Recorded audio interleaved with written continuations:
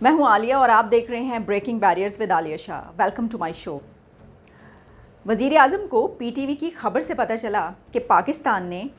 افغانستان میں طالبان کی حکومت کو تسلیم کر لیا ہے۔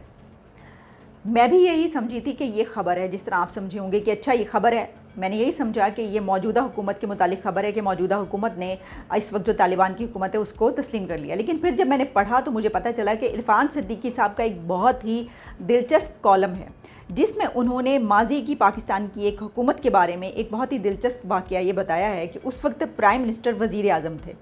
اور وہ 1990s کا یہ واقعہ ہے جس وقت طالبان کی حکومت وہاں پر قائم ہو رہی تھی افغانستان میں۔ تو کیونکہ ابھی بھی اس وقت موجودہ حالات یہی ہیں اور سچویشن یہی ہے، تو میں نے سوچا کہ کیوں نہ میں آپ سے یہ واقعہ جو ہے یہ شیئر کروں کہ پرائم منسٹر نواز شریف کو پی ٹی وی پر جب یہ خبر چلتی ہے تو اس وقت پتہ چلتا ہے کہ ان کی حکومت نے طالبان کی حکومت کو ریکگنائز کر لیا، اور اس کے بعد کیا ہوتا ہے اور اس سب کے پیچھے کیا تھا، کون تھا، کس نے فون کیا تھا اور کس نے کہا تھا کہ یہ خبر چلائی جائے کہ افغانستان کی میں جو طالبان کی حکومت ہے اس کو تسلیم کر لیا گیا، اور اس وقت تک جو پرائم منسٹر تھا ملک کا اس کو یہ پتہ ہی نہیں تھا کہ یہ والی خبر جو ہے وہ چل گئی ہے۔ آپ کو اس کی تفصیلات میں بتا دیتی ہوں۔ مشاہد حسین سید صاحب جو ہیں، جو کہ اس وقت جو ہیں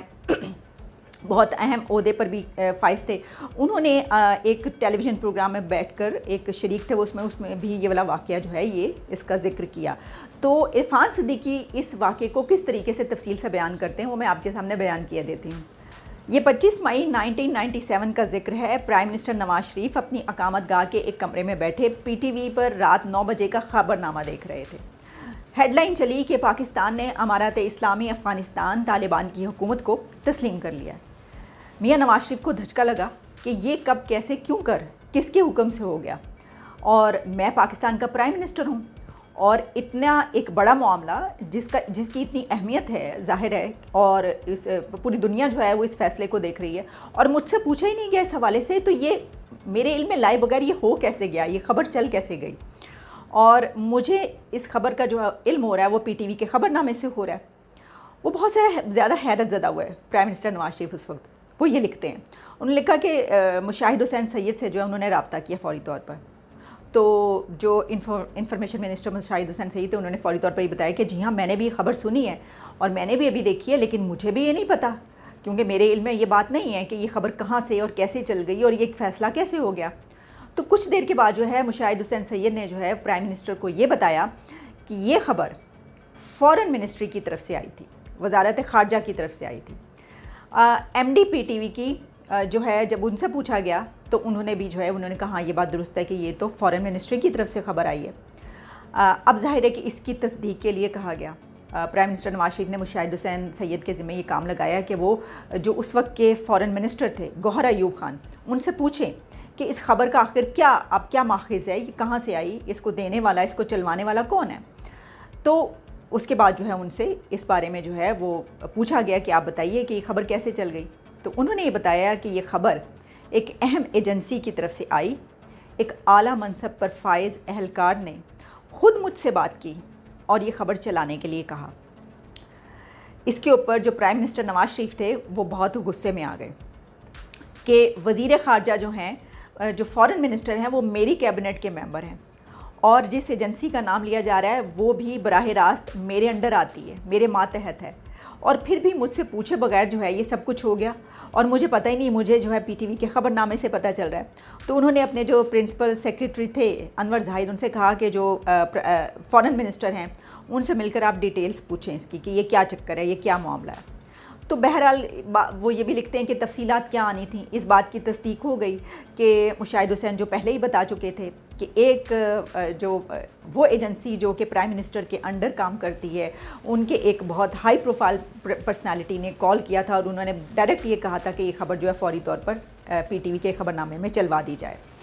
اب اس کے بعد جو ہے وہ یہ انہوں نے لکھا ہے کہ جو پرائم منسٹر نواز شریف تھے اس بات پر بہت زیادہ غصے میں اس لیے آئے کہ یہ ان کا جو ہے اب سیکنڈ ٹرم تھی اور ابھی صرف 3 مہینے ہوئے تھے ان کو پرائم منسٹر بنے ہوئے، تو وہ اس بات پہ ناراض تھے کہ دیکھیے ابھی تو مجھے صرف 3 مہینے ہوئے اور مجھ سے بالا فیصلے ہو رہے ہیں، اور جو ان کی ایک اتھارٹی ہے اس کو چیلنج کیا گیا ہے، جو ان کے اختیارات میں جو چیز آتی ہے وہ پرائم منسٹر سے پوچھے بغیر چلائی گئی ہے۔ ان کو اس چیز کا بہت زیادہ غصہ تھا۔ آگے وہ لکھتے ہیں کہ آغاز سفر میں ہی ملک کے منتخب چیف ایگزیکٹو کو اپنی حدوں میں رکھنے کی اس واردات نے میاں صاحب کو برہم کر دیا۔ Chief of the army staff general Jahangir کرامت سے بات کی گئی تو انہوں نے ذمہ داری متعلقہ ایجنسی پر ڈال دی۔ ایجنسی کے سربراہ سے پوچھا گیا تو ملبہ ماتحت کے سر ڈال دیا گیا، یعنی جو ان کے انڈر کوئی تھے ان کے سر ڈال دیا گیا۔ وزیر خارجہ سے جب وضاحت چاہی گئی کہ فورن منسٹر آپ بتائیں، تو انہوں نے وہی کہانی سنا دی جو کہ پہلے کہانی سنائی گئی تھی کہ مجھے تو کہا گیا تھا یہ اور کہ یہ والی چلوائیں، تو میں نے وہ چلوا دی خبر۔ کہتے ہیں کہ نواز شریف نے جو ہے اگلے دن اپنے تمام جتنے بھی کیبنٹ ممبران اور قریبی لوگ تھے ان کو بلایا اور کہا کہ ان کے سامنے سب کچھ رکھا، کیونکہ بڑے سخت غصے میں تھے اس وقت، اور انہوں نے وہی سب کچھ سنایا ان کو بھی کہ دیکھیے میرے جو ہے مجھے چیلنج کیا گیا اور جو میری اتھارٹی ہے ابھی تو مجھے آئے ہوئے اتنے دنوں اور فوری طور پر یہ فیصلہ لے لیا گیا۔ تو اس پہ جو ہے وہ ان کہا کہ بھئی اس کے اوپر ایسا کرتے ہیں کہ وزیر خارجہ کا جو رویہ ہے وہ بڑا ناقابل برداشت ہے۔ تو گوہر ایوب صاحب کو جو ہے وہ یہ معلوم ہونا چاہیے تھا کہ ایسا کوئی بھی جو ہے کوئی باضابطہ فیصلہ نہیں ہوا تھا، اور ان کو تو پتہ ہونا چاہیے تھا کہ کیبنٹ نے یا پرائم منسٹر نے تو ایسا کوئی فیصلہ ہی نہیں کیا ابھی تک، ان کو تو پتہ ہونا چاہیے تھا، وہ فورن منسٹر ہیں۔ تو اگر انہوں نے ایسا کیا ہے تو ان کو یہ چاہیے تھا کہ اگر ان کو کوئی کال آئی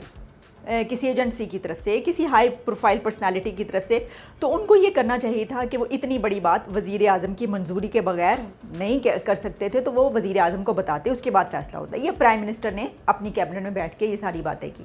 اور اس کے بعد انہوں نے کہا کہ اب ان کو جو ہے ان کی جو پوسٹ ہے اس پر برقرار نہیں رہنا چاہیے، تو ان کو اتار دینا چاہیے، ان کو الگ کر دینا چاہیے۔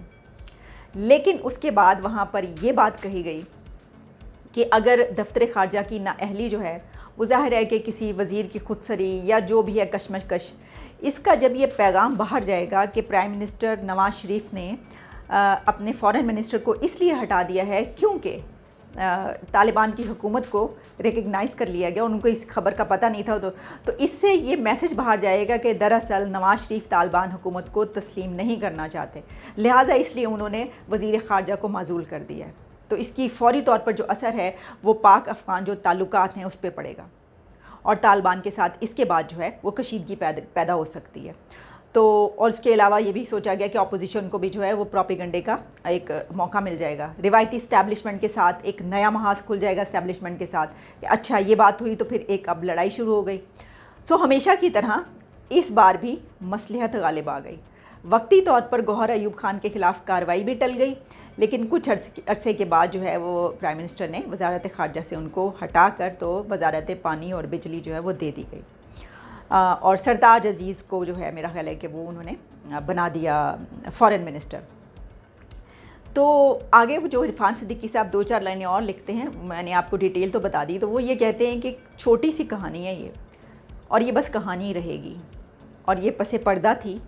تو بھی قوم کا جو ہے وہ کوئی نقصان نہیں ہو رہا تھا، اور اب اگر منظر عام پر آ گئی، میں نے بتا دیا، سب کو پتہ چلے گا، تو بھی اس سے کوئی بھونچال نہیں آئے گا۔ اور مٹی پاؤ کلچر کے سبب جہاں سکوت ڈھاکہ جیسا بڑا پہاڑ جتنا سانحہ گورستان ماضی میں گم ہو گیا، وہاں اس نومولود انکشاف کی ننھی منی قبر کسی کھاتے میں آتی ہے۔ یہ وہ لکھتے ہیں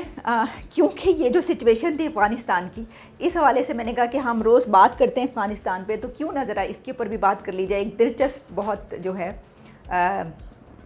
ویسے تو انہوں نے یہ بھی کہا، آگے لکھا ہے کہ اب لوگوں تک یہ بات پہنچنی چاہیے کہ اگر میاں نواز شریف کی اسٹیبلشمنٹ سے نہیں بنتی تھی تو کیوں نہیں بنتی تھی، اور ہر بار ان کا جھگڑا کیوں ہو جاتا تھا، اور تور تکار کا آغاز کس کی طرف سے ہوتا تھا، یا پہلا تیر کسی اور کمی گاہ سے آتا تھا یا نواز شریف چلاتے تھے، اور وہ ریاست بالائے ریاست کا گلہ کیوں کرتے ہیں۔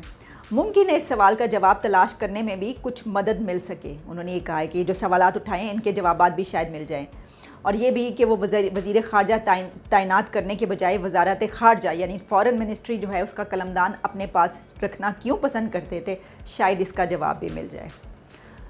تو یہ جو ہے یہ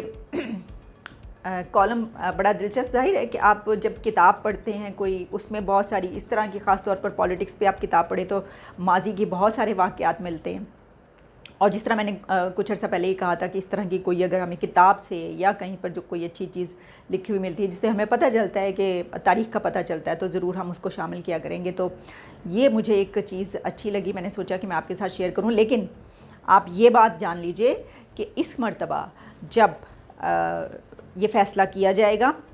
کہ اب طالبان کی حکومت کو تسلیم کیا جا رہا ہے اور کوئی ایسا اعلان ہوگا تو آپ ہرگز یہ نہ سمجھیے گا کہ وہی والا معاملہ ہوا ہے جو کہ اس وقت ہوا تھا، نہیں، کیونکہ آپ جانتے ہیں کہ پرائم منسٹر عمران خان بہت با اختیار وزیر اعظم ہیں، سب کچھ ان کے ہاتھ میں ہوتا ہے اور ان کی مرضی کے بغیر کوئی پتہ بھی نہیں ہل سکتا، یہ تو آپ جانتے ہیں نا۔ تو اس وجہ سے وہ جو بھی فیصلہ ہوگا وہ پرائم منسٹر عمران خان ہی کریں گے اگر طالبان کی حکومت کو تسلیم کرنا ہوا، تو جو بھی فیصلہ آئے گا آپ سوچ لیجئے گا کہ یہ ان کی طرف سے آیا ہے۔ آپ ہرگز کوئی ایسا بدگمانی اپنے دل میں پیدا نہ کیجیے گا کہ اس طرح کا کوئی واقعہ جو ہے وہ ہوا ہوگا اور فیصلہ جو ہے وہ اوپر سے آیا ہوگا، نو، کیونکہ آپ جانتے ہیں وہ تو کوئی کام اپنے علاوہ جو ہے وہ کوئی نہیں کر سکتا، بہت با اختیار وزیر اعظم ہے پرائم منسٹر عمران خان، اور اگر نواز شریف کے ساتھ ایسا ہو گیا تو پرائم منسٹر عمران خان کے ساتھ جو ہے ایسا نہیں ہو سکتا۔ تو اس مرتبہ جب خبر آئے کہ طالبان کی حکومت کو تسلیم کر لیا گیا ہے